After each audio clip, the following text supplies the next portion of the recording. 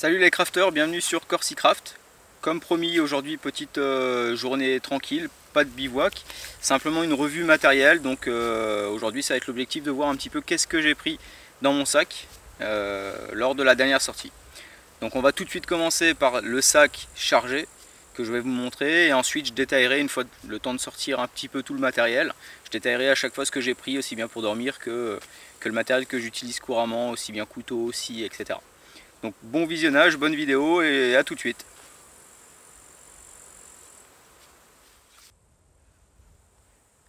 Voilà mon sac. Donc il s'agit d'un Marding Top 60 litres. C'est un modèle tactique qui fait charger. Voilà, lors de la dernière sortie, j'étais approximativement à 10,5-11 kg. Avec à peu près 2 kg à rajouter ensuite pour l'eau, parce que je ne l'ai pas compté avec l'eau.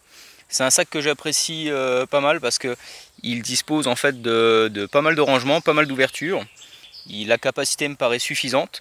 Le seul bémol aujourd'hui qu'on pourrait mettre sur ce sac, c'est la partie adaptable dans le dos. On a énormément de sacs aujourd'hui qui permettent d'adapter à la morphologie si on est plus ou moins grand, et celui-ci ne le permet pas, ce qui fait que j'ai les bretelles qui sont serrées au maximum en hauteur. Et voilà, c'est pas forcément le top comparé à un autre sac que j'utilise pour les randonnées ou les voyages, c'est un peu différent. Malgré cela, ça reste quand même un bon sac, hein. Comme je le disais, on peut rajouter pas mal de choses. Bon choix de sac, qui coûte pas si cher que ça, de mémoire il a dû coûter 75 €. On a la poche ensuite qui permet de le couvrir si jamais il pleut. Donc c'est un bon rapport qualité-prix à mes yeux. Donc maintenant ce que je vais faire, je vais déballer l'intégralité de mon sac que je vais poser à côté et je vais pouvoir vous détailler progressivement tout ce que j'utilise. Là on voit déjà un petit peu la hache, les couteaux, mais le but c'est aussi de vous montrer tout le reste. Alors voilà, tout est sorti du sac, donc là on va pouvoir voir le sac, donc pour commencer tout au-dessus. La boîte qui est juste à côté, en fait c'est la boîte du gimbal que je conserve pour le ranger au sec et propre. Ça prend de la place, ça prend du volume, mais voilà, je préfère avoir un petit peu plus de choses dans le sac mais qui protègent mon matériel plutôt que de le laisser comme ça à l'arrache. Donc voilà la petite boîte, mais qui est plutôt pas mal quand même, qui se referme bien. On voit ensuite de gauche à droite, on va pouvoir détailler, donc on va voir le hamac, Ticket to the Moon. Juste à sa droite en bleu, ensuite on va avoir le sac de couchage, qui est un sac de couchage Decathlon 15 degrés en confort, qui est très vieux, donc il va falloir quand même que je le change rapidement, ça c'est le prochain investissement. Ensuite on a un drap de sac, un sac à viande en soie. On a aussi le tarp qui est juste à côté, qui fait 3 mètres sur 3 mètres, qui me paraît un petit peu petit, qui est un bon tarp, qui est fourni avec les ficelles et avec les sardines. Vraiment pas très lourd, hein. Il doit peser quelque chose comme 450 grammes, mais tout compris avec les sardines. Mais voilà, la taille peut-être me pose un peu souci. En noir juste au-dessus, on a avec la paracord de 5 mm de 8 mètres, on a une moustiquaire, qui est une bonne moustiquaire aussi, hein, comme on l'a vu sur la vidéo précédente. J'ai donc aussi une petite serviette en microfibre, la trousse de secours, la couverture de survie, j'ai du thé qui est juste un petit peu en dessous de la trousse de secours, la popote. Appuyé contre la popote, j'ai mon réchaud qui se monte en 2 minutes chrono à tout casser. Et un peu au-dessus de la popote, on voit par contre ma frontale, qui est une Petzl, qui est vraiment une super frontale, hein, qui coûte un peu cher, c'est vrai, plus de 100 €, mais moi que j'utilise aussi pour courir ou pour skier, qu'on peut brancher sur PC pour régler la luminosité en automatique ou pas, et c'est vraiment pas mal. Je sais pas si je l'ai dit, juste au-dessus on a une pelle, on la verra peut-être pas très bien sur la vidéo, mais j'ai une pelle qui se visse, qui est toujours utile.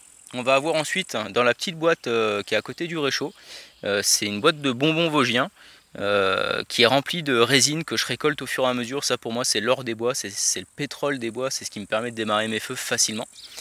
On a la scie à côté Fiskars et la hachette Fiskars aussi. Et un petit peu au-dessus, on voit en fait la grille qui me sert pour cuisiner. En fait, c'est pas vraiment une grille de barbecue démontable comme on peut voir sur certaines vidéos. C'est un dessous de plat qui m'a coûté 2 € et qui est franchement pratique, qui se glisse là où on met comment dire, l'eau avec la pipette directement dans le sac. On peut la rentrer dedans. C'est vraiment plat, c'est vraiment pas mal. On a les deux couteaux, donc il y a le Mora qui est à droite, et ensuite on a un Band of Brothers qui est au milieu, qui est un super couteau de 6 mm de lame qui permet vraiment de faire du bâtonnage facilement.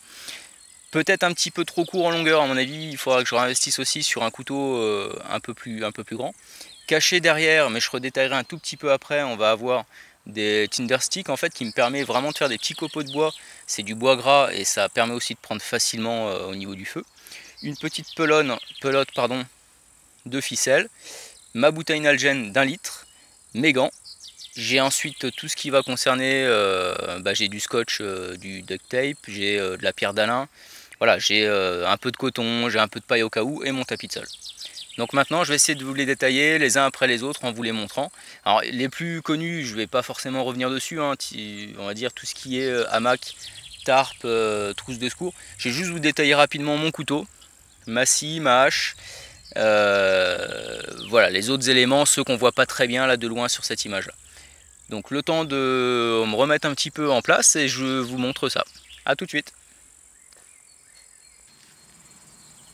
Pour commencer, je vais vous montrer le couteau. Alors simplement pour information, ça fait 6 fois que je redémarre la prise de vue. Malheureusement le soleil est en train de se coucher, j'espère que cette fois-ci ce sera la bonne. Pourquoi? Tout simplement parce que mon téléphone a la bonne idée de s'éteindre à chaque fois, je sais pas pourquoi. Mais bon, c'est comme ça. Donc on va commencer avec le couteau. Donc le couteau, c'est un BOB qui vient des États-Unis, un Brothers of Bushcraft, qui a une lame de 6 mm, qui est vraiment un super couteau pour le bâtonnage, qui a une super prise en main et qui est bien équilibré. C'est pas le couteau que j'utilise pour cuisiner, je vais vous montrer le suivant, mais qui est vraiment un super couteau pour travailler le bois. Voilà, très bien affûté. Je lui ai rajouté un morceau de paracord, ce qui me permet d'avoir une meilleure prise en main pour les coupes à la volée. Mais ce couteau-là, c'est vraiment le couteau que j'utilise pour le travail au camp en permanent. Donc avec ce couteau, je vais utiliser un Mora. Sa réputation n'est plus à faire. C'est un super couteau avec une lame qui est très solide, qui permet aussi de travailler le bois, mais moi je l'utilise vraiment, même si là il est un peu sale, je l'utilise vraiment pour cuisiner, pour la charcuterie, pour la viande que je vais manger. L'autre va être utilisé pour la résine, donc c'est toujours un peu dommage. Donc je préfère utiliser ce couteau là pour l'alimentaire. C'est un super couteau aussi, bien équilibré avec une bonne prise en main, et puis on sait jamais, hein, si jamais à un moment donné l'autre je le paume, c'est toujours bien d'avoir un deuxième en sécurité, même si ça m'embêterait fortement. Alors toujours dans les tranchants, cette fois-ci la hachette. Donc là on est sur la Fiskars X7. Premier point important, j'adore moi le système de rangement, hein. Ça permet vraiment de la mettre là où on veut, de l'accrocher comme on veut. Ça évite ensuite d'abîmer le tranchant en la rangeant. C'est un outil qui est vraiment utile parce que dès lors que le couteau est limité pour les coupes sur des morceaux plus larges, avec ça vous êtes tranquille. La X7 c'est le meilleur compromis, on va dire à mes yeux, entre le poids, la puissance et puis le prix. C'est un outil que j'adore utiliser en forêt pour aller détailler du bois quand le couteau est limité. Avec cette hachette là, j'ai mis les petites fixations.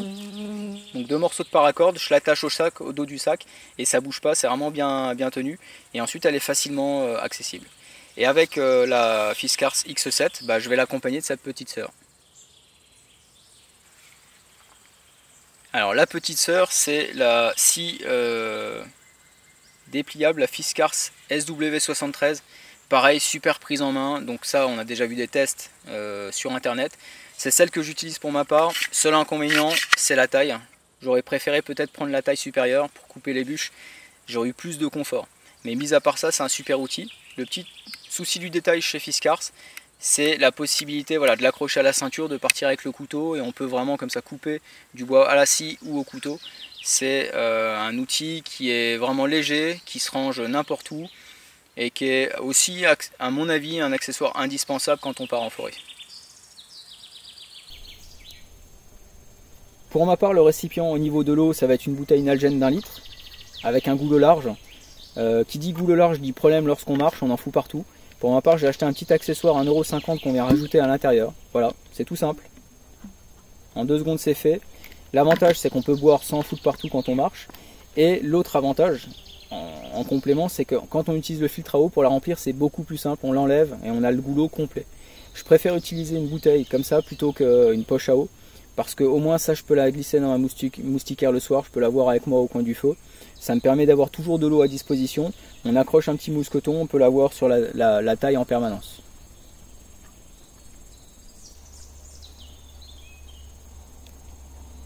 Cette fois-ci, je vais pouvoir vous présenter le filtre à eau, qui est un mini Sauer, qui a une capacité de filtration qui est de 350 ml, qui est à mes yeux aussi le meilleur rapport qualité-prix. Alors après c'est subjectif, mais 350 ml d'eau, une toute petite taille si on en prend soin. Faire attention en hiver, ça craint le gel, si ça gèle c'est foutu. Mais voilà, petit appareil qui est vendu avec une petite bouteille d'eau d'1 litre pour remplir, une seringue pour nettoyer et une pipette si on veut boire directement dans les ruisseaux. Je le range directement dans le petit sac hermétique de congélation qu'on va fermer rapidement de cette manière-là, et ensuite on n'a plus qu'à le mettre, dès qu'on a fait le vide d'air, on n'a plus qu'à le mettre dans le sac à dos. Donc voilà, très petit rangement, très peu de place, mais avec ça vous êtes tranquille dès que vous partez en forêt plusieurs jours, en autonomie, vous trouverez toujours de l'eau à disposition. Allez, un avant-dernier accessoire, puis ensuite on aura fini. La nuit tombe, donc il va falloir s'arrêter. La frontale, donc ça j'ai pu vous le dire, c'est une super frontale, c'est une Petzl qui permet d'avoir des réglages de luminosité, soit avec des faisceaux larges, soit avec des faisceaux très étroits mais très puissants. On peut éclairer facilement à 100 mètres sans difficulté. Seul inconvénient, c'est sur batterie, c'est pas pile, mais je préfère une batterie. Mais qui dit batterie dit qu'il faut recharger, donc automatiquement si on est en panne, bah, on est foutu, on n'a plus de lumière la nuit. Faut juste faire attention d'avoir rechargé comme il faut ou d'acheter une batterie supplémentaire. On est quand même sur un appareil ici qui coûte pas loin de 130 € de mémoire, que j'utilise moi aussi bien en hiver, en été pour le sport, hein, pour courir ou pour faire du ski.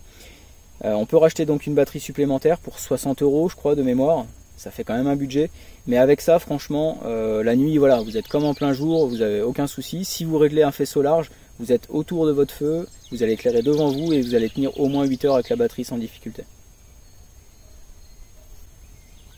Allez, c'est fini, dernier accessoire. C'est pas vraiment un accessoire, c'est pas de la pub pour la Vosgienne, hein. Je suis désolé, je travaille pas pour eux, je suis pas sponsorisé, je touche pas d'argent de la Vosgienne. C'est simplement la petite boîte qui va me servir d'avoir ce qui est pour moi prioritaire en forêt. C'est ce qui va me permettre d'allumer un feu, c'est la résine. Franchement, ça vous en trouvez partout.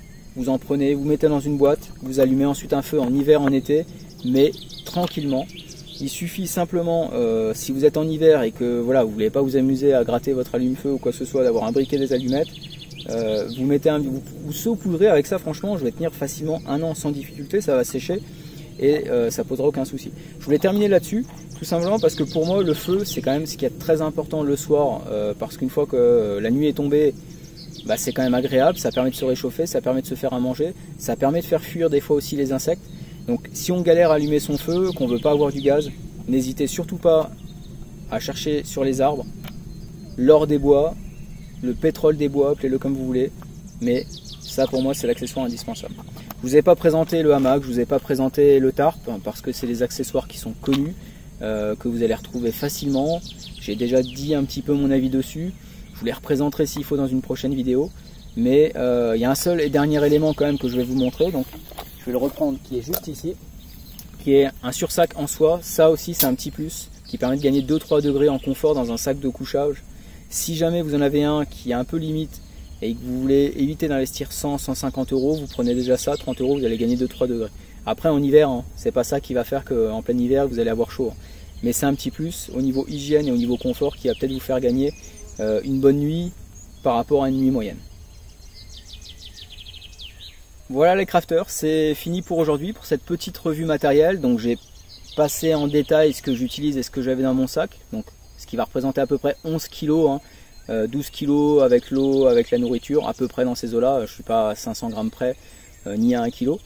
Je vous remercie d'avoir visionné la vidéo jusqu'au bout. Si vous avez apprécié, n'hésitez surtout pas à mettre un pouce craft qui est juste en dessous de la vidéo.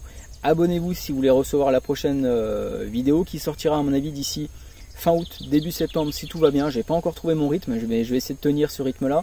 À partir de l'automne-hiver, on verra comment on va s'adapter. Mais j'espère que vous appréciez ce que je fais, que vous appréciez la manière dont je filme et dont je présente les choses. C'est assez simple, je ne suis pas dans du test comme on peut voir des fois sur internet. J'essaye simplement de vous montrer ce que j'utilise pour vous, pour que peut-être ça vous donne envie, ou alors quand vous partiez en forêt, vous disiez ah bah tiens ça apparemment ça a l'air pas mal, je vais peut-être l'essayer, l'utiliser. À chaque fois c'est des investissements qui sont raisonnés, ça me paraît pas, sauf le couteau où j'ai dû claquer quand même un petit peu plus de 100 €, mais sinon pour le reste c'est des choses avec un budget limité. Prochain investissement pour ma part, ça sera un sac de couchage, là je vous le présenterai cette fois-ci, mais pour l'instant c'est tout pour aujourd'hui. La nuit tombe, encore une fois j'espère que vous avez apprécié, et je vous dis surtout à très bientôt, bonne continuation à vous.